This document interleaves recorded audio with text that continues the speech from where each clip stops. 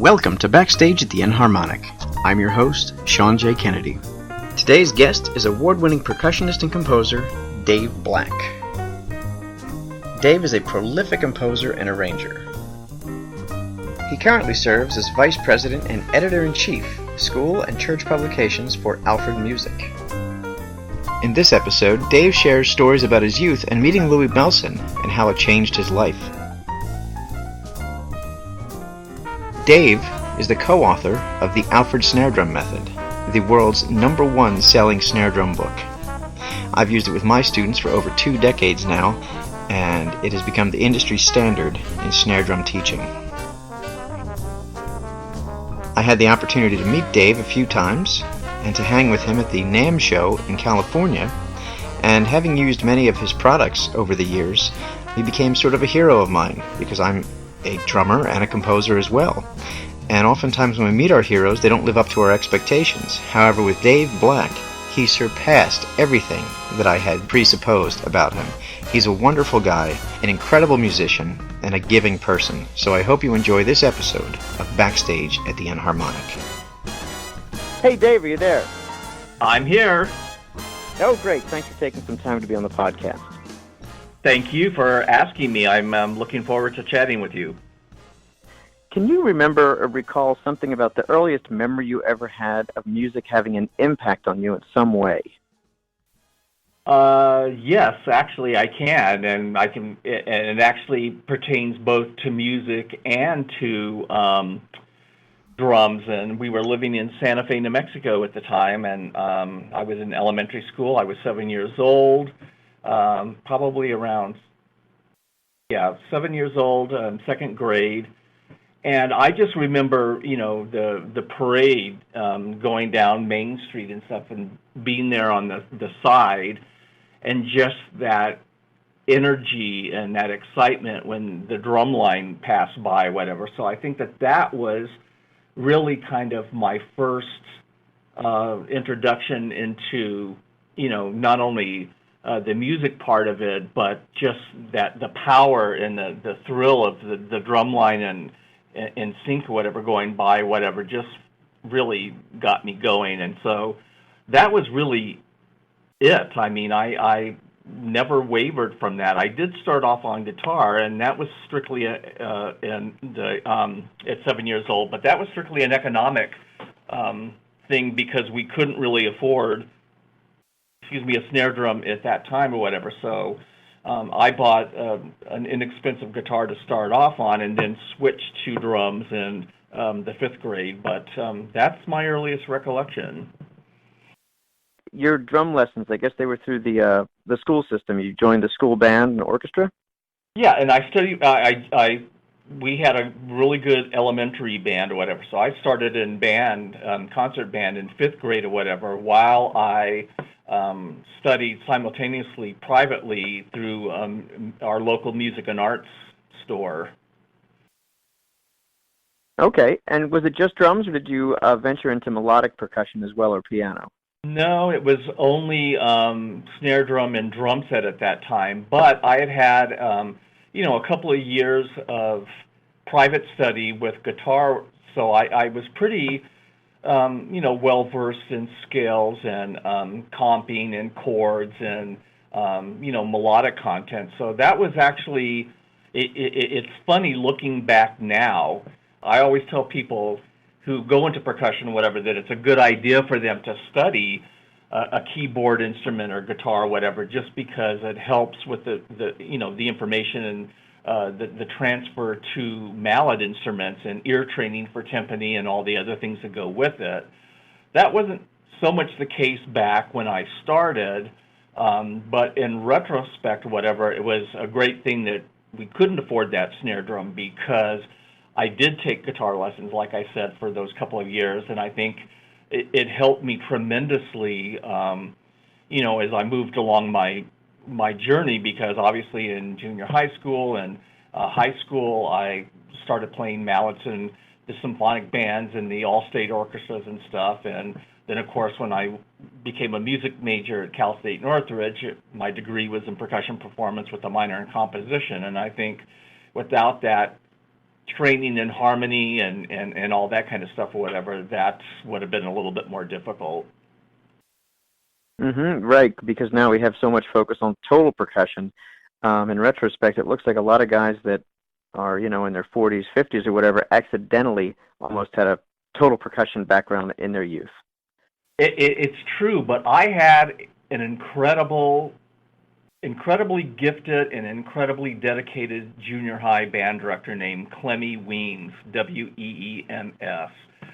And at the time, it was strange, but now I totally understand what he was doing, and he was correct in doing it. He made all his percussionists, I can remember going to sectionals in 7th through the 9th grade or whatever, where he would, take a group of kids out of a regularly scheduled class to work with them. And with all his percussionists, he would go through and do key signature flashcards with us. He'd use a tuning machine and, set a pitch or whatever, and then make it sharp or flat, and ask us to tell him, is it sharp, flat, or is it correct? And I thought, wow, that's kind of unique and different, for, him to do that to all the percussionists. Why do we really need to know key signatures, and why do we need to know whether something is sharp or flat and whatever? But he was absolutely right, because, in playing timpani and tuning timpani and stuff like that, that was all great practice for training your ears and stuff. And he knew that, percussionists were musicians just like everybody else, and therefore they should have just the same kind of knowledge in terms of music theory that everybody else had. That's really great. He was so forward-thinking. Now it's more commonplace. He was there early in the morning before school left. He was there till 6 o'clock at night, working with students, helping students or whatever, and he was, really amazing that way. He would stop by, the kids' homes or whatever, and talk to parents about practicing habits, or if they were practicing, we were required to fill out a weekly practice sheet and have our parents sign off on it, showing that we, practice X amount of time throughout that week. And he was very proactive about following up with that stuff. And I think that was just an enormous,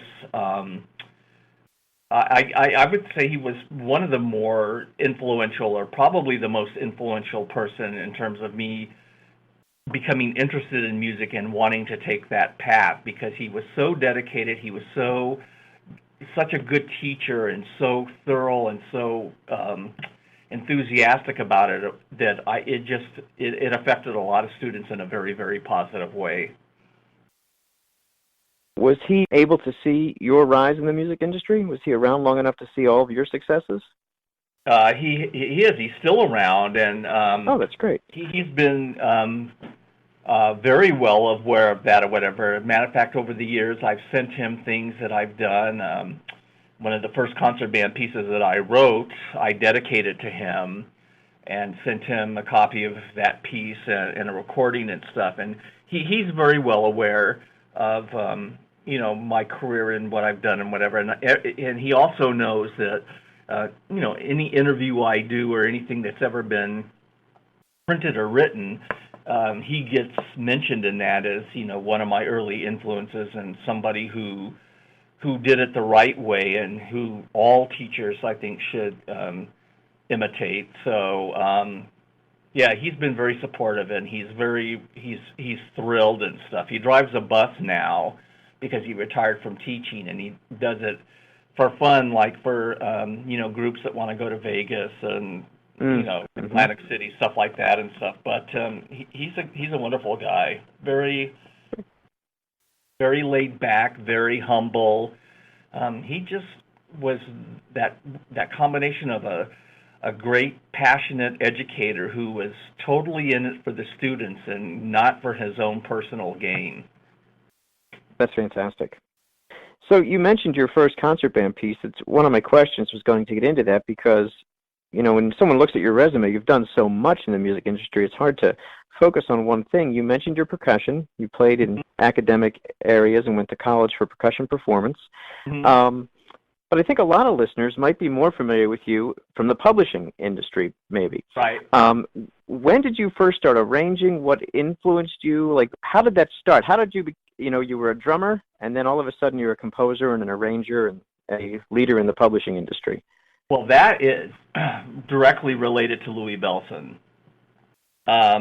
Louie, as you know, was, a world-class drummer, but he was also a well-known author and a well-known composer who had hundreds of tunes that he had written and recorded and stuff. And I just, that was just a huge influence. And the way it started, and I've shared this with some people, whatever, is that we had, our high school band was amazing. They were one of the best high school bands in the country, and we won a lot of major, national jazz festivals and stuff. And every year we would have our big end-of-the-year concert, which was called a swing-in, and there would be a different guest artist every year. We have Clark Terry one year, and Mundell Lowe the next, and Irby Green, and so on and so forth. And Louie Bellson happened to be the guest artist with the band. In my junior year of high school, I was 16. And, so he played a few tunes with the band and stuff, and then he and I played a tune together and did this drum battle. And he stayed at our house for the weekend. He was given the option, and it just kind of, this will show you what kind of an amazing person he really was. He was given the option. He said, you can stay with the kid drummer, or, we'll get you a hotel. And he said, no, I'd like to stay with the kid drummer. So he stayed at our house for 3 days, and my dad kind of drove him around and all that kind of stuff. So he got to know my family pretty well.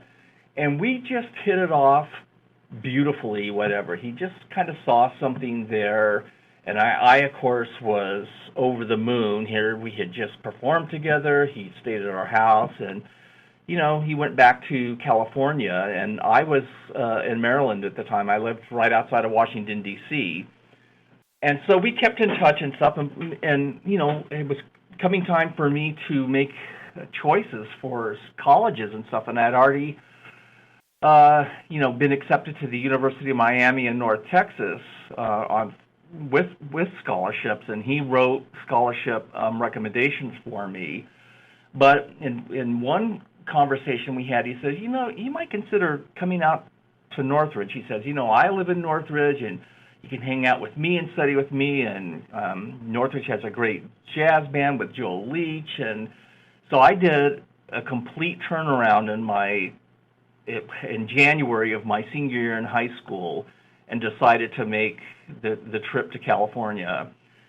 And so it was through him in terms of writing and stuff. I mean, hanging out with him, going to the recording sessions, just having him talk, just like my junior high band director to drummers at his clinics and stuff, about how important it is for drummers to know harmony and theory, and to be able to write and understand how, composition works in terms of form and everything else. And, I started for extra money kind of working as a copyist for him and stuff. And just, I don't know, there was just a bug there that I enjoyed writing. I enjoyed the fact that he was a drummer who was also a well-respected writer. And that's how it got started. It was really him, because it was the first time I'd ever heard of, like, oh, you can be a drummer and a composer at the same time. So that's how that started. That's unbelievable. Sadly, I never got to meet him, but, I have many of his recordings and I've watched YouTube videos, and just looked like a wonderful, wonderful human being. Yeah, and the funny thing is, and it's not, this isn't, to pat, to blow my own horn or whatever, but it's funny to have met somebody at 16. He was such an amazing person to have in the house, and such a great mentor, and you think, well, you kind of expect that. They go around the country, all these artists and stuff, and they're really nice to the kid drummer, to the kid trumpet player, whatever, and then they leave, and, you're not going to hear back from them because they've got a life and stuff. So not only was it amazing that he would write all of us, including my siblings and stuff, but that he encouraged me to go out there, that I went out there, whatever, and then later we ended up, writing books together. We had our own jazz band series with Barnhouse Music. He recorded several of the things that we had written, so it's kind of weird to think back on my little 16-year-old self on that one concert or whatever ended up being an enormous life change. And it's easy in retrospect to look back and say, well, this was a turning point, this was a turning point, this was a turning point. But I always say that having met Louie Bellson and having him stay at the house in 1976 was the biggest thing that ever happened in my life, because it made me take a complete about-face as to where I was going to go to college, where I was going to live. Through his guidance and teaching and his connections, it got me through the door in many areas of the music business and stuff. And so I usually credit him directly for is the biggest influence and the biggest change maker in my life, for sure. Wow, that's really incredible, because you think, when these big stars come and talk to the kids, like many times I'm sure they don't realize that a simple, attaboy or great job, could literally change someone's life. So that's a great example of that. Yeah, with more than an attaboy, but And what also happens is you expect, and now in retrospect I know this even more, whatever, you expect for them to be complimentary and considerate to the bands that they're working, or the students that they're working with or whatever. And they all say, good luck, or you sound good, or you've got some talent or whatever. But nobody ever usually goes to the next level and actually fills out, letters of recommendation for college admission, or, ask them to come out and study with you. And then, because all of that could have been BS at the time or whatever. Who knows? I could have just been, an excited 16-year-old, like a deer in the headlights. Oh, Louie Bellson is suggesting I go out to California and I can study with him and he'll do this, this, and this. And I could have come out here and been completely disappointed in the fact that, he wasn't able to do the things that he said, that his intentions were good, that he was a nice guy, but that he was busy and that he had no intention of the things that we had talked about. And boy, that's why people say he's like the closest thing to a saint in the world or whatever, because not only one of the nicest people in the world, but he just was honest, and he always did what he said he was going to do, always. So, big kudos to him, for sure. Right. Mm-hmm. And the other thing to add to that, the other thing to add to that, I mean, we talked about, 16-year-old and coming out here and, doing the writing together, whatever. And then, unfortunately, at the end when he passed away, I mean, I was one of the 6 pallbearers at his funeral. So, and, in his wedding party. So when he married for the second time. So it kind of ended up becoming such a close, personal friendship as well as a professional friendship. So I got very lucky there, for sure. Did you, through your high school, college, and professional playing career, did you favor any instrument, like drum set versus orchestral or anything like that? Yeah, I basically was a drum set player. That's what I thought I was going to do. That's what I was going to major in, a jazz drum set player. I mean, I was fairly well versed in concert percussion, and I liked it and studied it with Donald Bick, who was a teacher at the University of Maryland at the time. And so, I practiced 4 hours a day, and mallets was part of that, and snare drum technique and everything else. But it was really, drum set that was my first love. Through all of your playing experiences, your experiences in the publishing industry, dealing with different composers and arrangers and A-listers, can you think of one or two, like, pinch-yourself moments where you're thinking, wow, I was, that 16-year-old kid back in Maryland, and now I can't believe I'm right here doing this? Yeah, there are a lot of them. Wow, that's a great question. I mean, there's so many of them. I can take you through a few of them. Let's just talk about, my job here at Alfred over the years or whatever, editing band music and working with band composers. When I was in junior high and high school, we played concert band pieces by Warren Barker and John Kenyon and John Kakovich and Frank Erickson and stuff. And I remember them very well because I've saved every program I've ever played on. And then to think, moving ahead 20 years or whatever, I mean, would I be editing and recording Frank Erickson's music and Warren Barker and John Kakovich and stuff, after playing their pieces for years? Who would have ever known that I would have been in that position? And the same with, drummers and everything else. I studied out of Carmine's, rock book growing up. I studied, we all started with the Ted Reed book and the Jim Chapin book or whatever. I met Ted Reed. I was the reason why we have that book, because I wanted to go after that and purchase it and stuff. So there are just tons of moments like that where, I've gotten a chance to work with writers like that.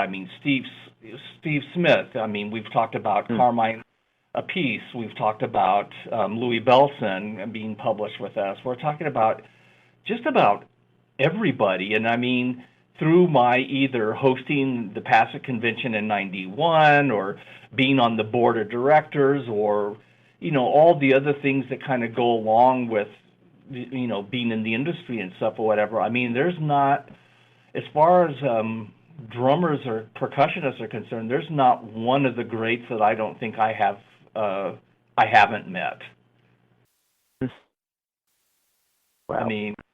I studied with Ed Shaughnessy. I studied with Nick Ceroli. I studied with Steve Schaefer. I studied with Louie Bellson. I've worked on books with Roy Burns, Ed Shaughnessy. It just goes on and on. So I'm pretty lucky. And then living here in LA, of course, I can go to any club and see these drummers. Dave Weckl I bump into at the local car shows sometimes, or because he's a car guy. But so it's just very easy. It's just very normal to kind of go into a Guitar Center or pro drum shop or whatever and just see anybody who's anybody. Hal Blaine is a good friend. So that's from the percussion side. Working with Mitch Peters on the timpani books and stuff, and Tony Cerrone on his books, and it's kind of weird. And the same with composition. With playing and writing and stuff. I've had the pleasure, as you know, of meeting and working with John Williams and Howard Shore and Alan Silvestri and Patrick Williams and Jorge Calandrelli and know the Bergmans pretty well, and Quincy Jones, and it's just it sounds like name dropping and stuff, and that's not what my intention is, but it is one of those. They're all those pinch me moments or whatever that you kind of look at those icons and go, they're bigger than life and stuff, but yet all of them are just very sweet, humble people who are interested in giving back to the community and giving back to students, and are willing to do seminars, talks. They're willing to show up and lend their expertise to a classroom and stuff. And so that's been really amazing for me to watch, whatever. Again, it's another inspiration thing. It's like, when somebody of that level is that humble and is willing to give back or whatever, it makes me and hopefully everybody else want to pay it forward just as much. Mm-hmm. Yeah, it's similar. Everything you're mentioning there, meeting all these folks and stuff. I could share with you a story. I've used your books and things for years, and then finally a few years ago when I mentioned about it at the NAMM show. What was that? I said my condolences. No, no, no. But your snare drum book, drum set book, etc. And I've seen your name all over the place, and I can remember like going, "Wow, this is the Dave Black," like that, that I've seen on all of these publications. And again, you were so generous and humble. And it's just everything you're saying about these other folks you've met, I've seen with you too. So thank you for that. Oh, well, thank you. That's very kind of you to say. It's just I mean, I try and live by that, and I love mentoring young students now, whatever, and have several that I mentor, whatever. And I always tell them, you don't owe me anything. What the best payment that you can give anybody is just when you ever get into a position where you can help somebody else, or you can be a mentor to somebody, whatever, pay it forward. That's about the best reward and payment that anybody can get. And so I try and live by that motto anyway, and because I think good energy and what you put out there comes back to you twofold or whatever, and that we all need to be doing that. So especially now, because it's such a tough business and it's getting tougher, and I just think we need to just kind of pull together and help each other out a lot more, actually. Very well said. Exactly.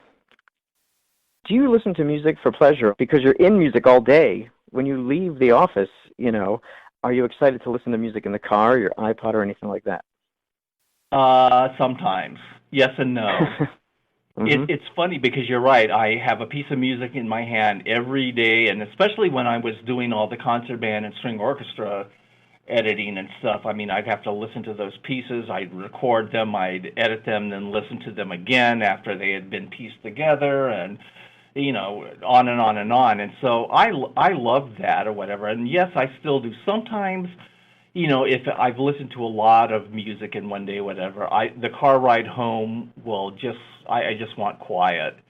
But I do enjoy listening to music, and I enjoy going to see live music. So, yeah, I still buy, plenty of CDs and stuff, and I still listen to a lot of music. It's funny because there's not a lot of new artists and stuff that I will go out and buy, but I love still, Motown, the 70s, all the classic jazz stuff or whatever, still things that I kind of listen to. And most of the time in the year, whatever, so it's because I have such a big CD collection, whatever, is I'll bring two different CDs every day to work or whatever. And so I have a CD player at my desk, and that's what I do. I just pick, two CDs every day, whatever, and play them while I'm working.